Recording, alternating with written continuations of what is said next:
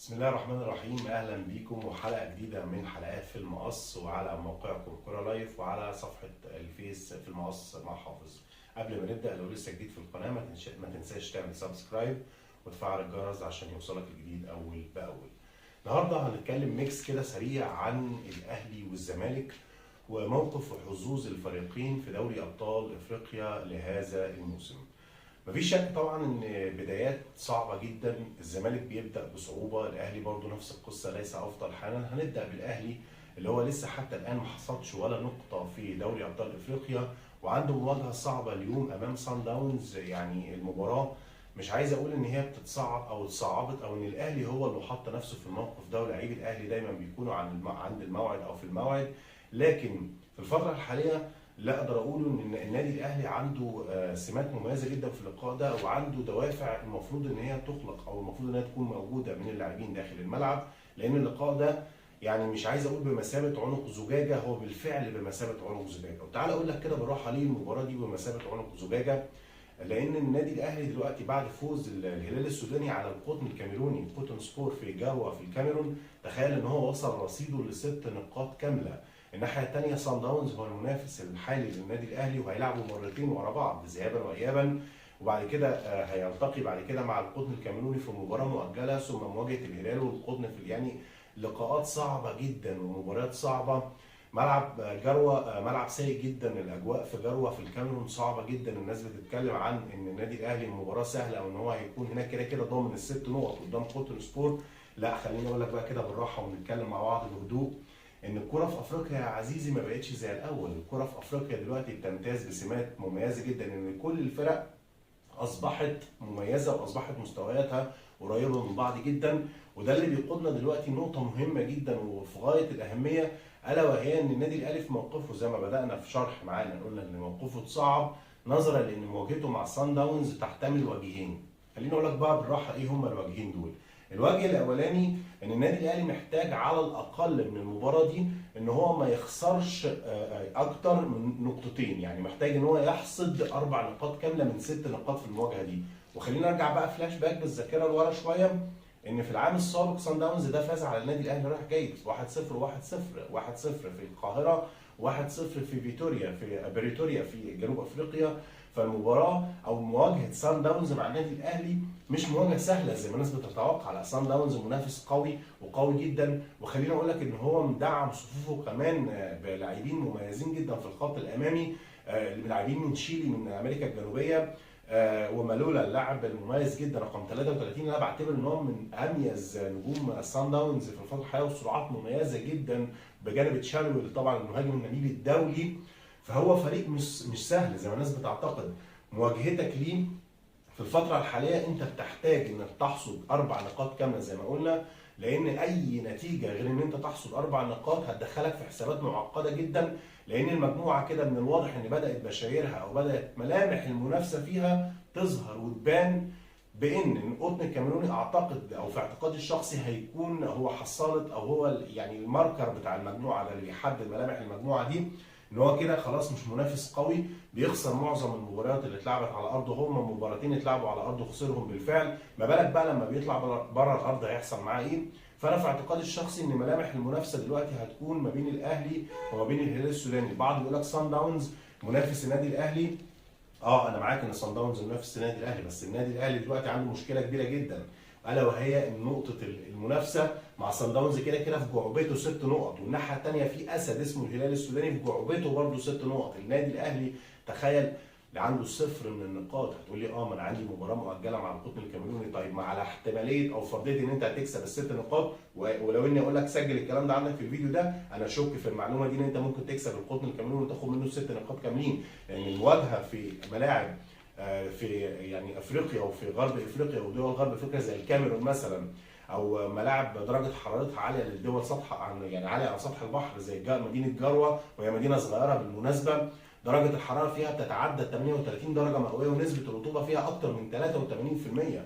لعيبتنا المصريين مش واخدين على الاجواء دي، خاصه ان انت دلوقتي في فتره شتاء وبرد قارس، فانك بتغير المواجهه كده مره واحده الموضوع بيبقى صعب، او الاجواء دي بتتغير مره واحده الموضوع بيبقى صعب مش سهل، واللي لعب كوره هيقدر يفهم الكلام اللي انا بقوله ده كويس. فاحنا دلوقتي في موقف معقد جدا، مش عايز اقول ان النادي الاهلي هو اللي حط نفسه في الموقف ده، لكن كلنا امل ان شاء الله ان يعني النادي الاهلي يقدر يتجاوز ده، لان هو عنده من المقاومات وعنده من اللاعبين. لكن ما فيش شك ان هو موقف يعني لا نحسد عليه او لا يحسد عليه النادي الاهلي وعشاقه، لا سيما في الفتره الحاليه، ان هو بيحاول بقدر المستطاع ينافس على الصعود حتى كمركز ثاني، اللي مهدد بالمناسبه ان هو ينافس عليه، نظرا لان نادي الهلال من الانديه القويه جدا، اللي في اعتقادي الشخصي ان هو برده يعني على ارضه كان منافس قوي، لكن بره ارضه اعتقد ان هو ممكن يكون الامور مختلفه شويه. لكن زي ما قلت لك الكوره ما فيهاش مكسب سكور زي ما انت بتتوقع او بتتخيل ان النادي الاهلي ممكن يكسب الهلال هنا مثلا 3-4،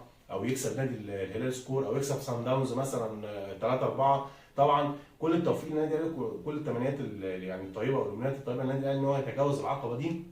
لكن زي ما قلنا هو موقف صعب في اعتقادي الشخصي، ان لازم يكون في يعني انك تلعب على كل الالتحامات الثنائيه تكسبها، وانك تنزل فعلا تكشر عن انيابك وتلعب على ان انت تكسب الالتحامات والصراعات الهوائيه وتحصل على الكره الثانيه، وما تخليش الكره في رجل لعيبه سان داونز كتير، لان هم بلغه الكره كده بيحبوا يلعبوا كره جماعيه على الارض، بيميلوا اكتر للعب الجمالي والتسليم والاستلام بلمسه واحده، فده بيصعب الموقف جدا.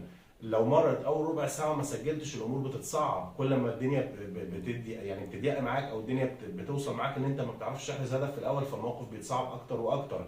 لان سان داونز من الفرق اللي زي ما قلت لك بتحب تلعب كره على الارض، بتحب تنافس، بتحب تسلم وتستلم حتى لو تحت ضغط. هم عندهم جماليات في الكره مميزه جدا، عشان كده هم بيعتبروا لعبهم لعب السامبا البرازيليه او لعب منتخب البرازيل.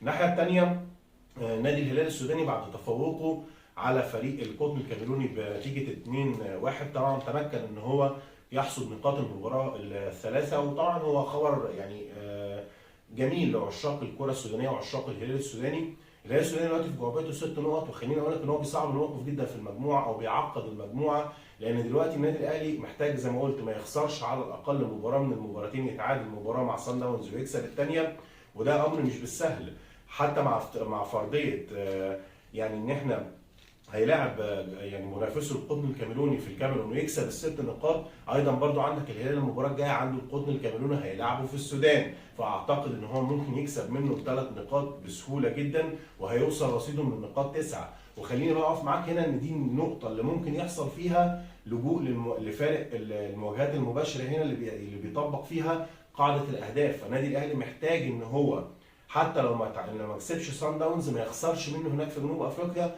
ومحتاج ان هو يكسب الهلال السوداني هنا بفارق اكثر من هدف، عشان في حاله التساوي في قاعده المواجهات المباشره بيتم طبعا اللجوء للاهداف اللي مسجله في كلا المرميين او في كلا الفريقين. طبعا كل الامنيات طيبه للنادي الاهلي. وهنبدا بقى نتكلم عن نادي الزمالك في ميكس سريع.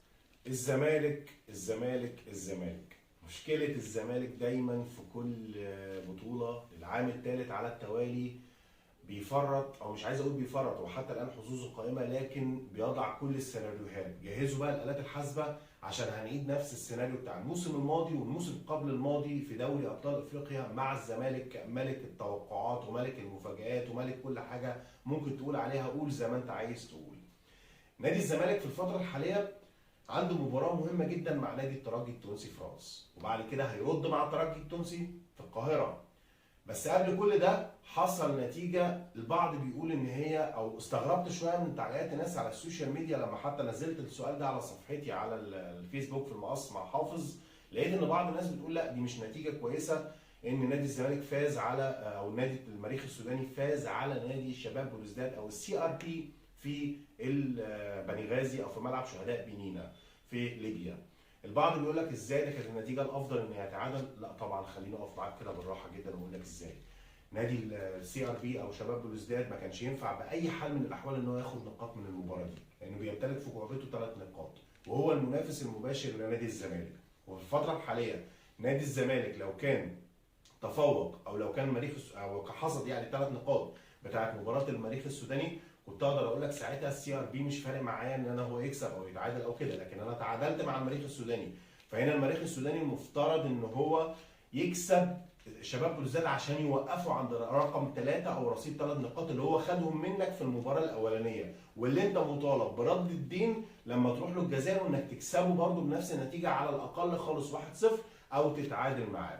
بس خليني اقول لك بالراحه انت محتاج ايه من المباريات القادمه. البعض بيقول لك الزمالك محتاج 12 نقطه و11 نقطه و10 نقاط. لا، عايز اقول لك بمنتهى السهوله جدا ان انت محتاج 9 نقاط عشان تتاهل. ممكن جدا، وارد.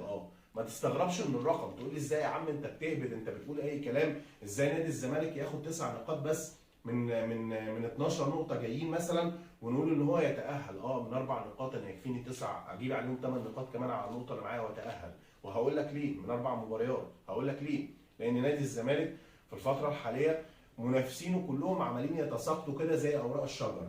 ازاي؟ هقول لك ازاي. شباب بلوزداد خسر من المريخ السوداني، هيرجع بعد كده يلاعب المريخ السوداني في الجزائر. فلو شباب بلوزداد، وده المتوقع على فكره، لازم يفوز، لان هو كده في جميع الاحوال وصل لنقطه ان هو كسب اول مباراه، بعد كده ما شافش قدامه، خسر من الترجي في مباراه صعبه جدا كان هو اقرب للفوز فيها، بعد كده خسر من المريخ السوداني. فهو لازم يفوز بجميع الاحوال عشان يوصل او يكمل مسيرته في البطوله دي. هيصبح هنا الاثنين زي بلغه الكوره كده بنقول عليها بيخلصوا على بعض، ده خد منه 3 نقط وده خد منه 3 نقط، فاصبح شباب بلوزداد 6 نقط، واصبح المريخ السوداني وقف عند 4 نقط. يجي هنا نادي الزمالك لازم يلم نقط. هنا مرحله لم النقط دي تبدا من مباراه الترجي في رادس، ان انت لازم مباراه الترجي اليوم في رادس تحصد فيها على الاقل نقطه، لو ما كسبتش ما تخسرش، بشرط ان انت تفوز في المباراه اللي بعد كده اللي هتتلعب في القاهره، يبقى انت لميت 4 نقاط كامله من المباراه دي، توصل او يوصل رصيدك ل5 نقاط. هيبقى لك بقى بعد كده مين؟ هيبقى لك كده كده المريخ السوداني هتلعبه على ارضك، ودي مباراه لازم تكسبها، وبعد كده هتقابل شباب بلوزداد. وشباب بلوزداد او المباراتين دول يعني بخلاف الترتيب او يعني بغض النظر عن ترتيبهم، انت محتاج بقى منهم على الاقل ان انت تاخد منهم، يعني بنتكلم في 3 نقاط بتوع المريخ السوداني، يبقى انت كده 8 نقاط، ومحتاج تاخد نقطه من شباب بلوزداد وما تخسرش منه. عشان بعض الناس تقول لك لا لازم يكسب شباب بلوزداد. لا، ما هو انت كل ما هتلم نقط في البدايه كل ما هيكون افضل ليك، لان انت في المرحله دي هيكون عندك قابليه ان انت ما تخسرش من الترجي التونسي، هتتعادل معاه في رادس، تكسبه في القاهره، بعد كده تحصد بقى 4 نقاط كامله من مواجهتي شباب بلوزداد او المريخ السوداني، وبعد كده نقدر نشوف ساعتها ازاي الزمالك يوصل مع الرقم 9. بس هنا طبعا هيكون في المركز الثاني لا محاله، يعني ما حدش يقول ان هو يتاهل نعمل زي ايام كريستيان جروس مثلا ويتاهل كمركز اول بان هو يجمع تعادلات والفرق الثانيه تتعادل. لا، الظروف غير الظروف. في الكونفدراليه ساعتها كان في تعادلات كده غريبه بتحصل بتخدم الزمالك، لكن عايز اقول لك برضو، خليني اقول لك بمنتهى الصراحه ان حتى الان كل اللي بيحصل ده هو يعني في صالح الزمالك او في مصلحه الزمالك، ان عليه ان لعيبته لازم تكون دلوقتي الكوره في ملعبهم. الكوره دلوقتي مش في ملعب الاداره ولا في ملعب الجمهور، الجمهور عمل اللي عليه وزياده. لعيبه الزمالك دلوقتي عليهم ان هم يكملوا، عليهم ان هم يحصدوا النقاط اللي احنا وضحناها دي بالصوره اللي احنا وضحناها دي عشان يتمكنوا من التاهل، لان فعلا دلوقتي الزمالك في موقف لا يحسد عليه، وما قدموش غير ان هو يمشي بنفس السيناريو ده. يمكن افضل من كده مفيش مشكله، خير وبركه، لكن اقل من كده لا تنتظر ان انت تنافس وتستمر في دوري ابطال افريقيا لو حصلت نقاط اقل من اللي احنا وضحناها. طبعا تمنياتنا كل التوفيق لنادي الاهلي والزمالك في دوري ابطال افريقيا، والبيراميدز والفيوتشر في الكونفدراليه. وده كانت رؤيه سريعه وتحليل سريع لما قبل مباراتي الاهلي وصن داونز والزمالك وفريق الترجي التونسي او الترجي التونسي فريق الزمالك. وان شاء الله اشوفكم في حلقات قادمه.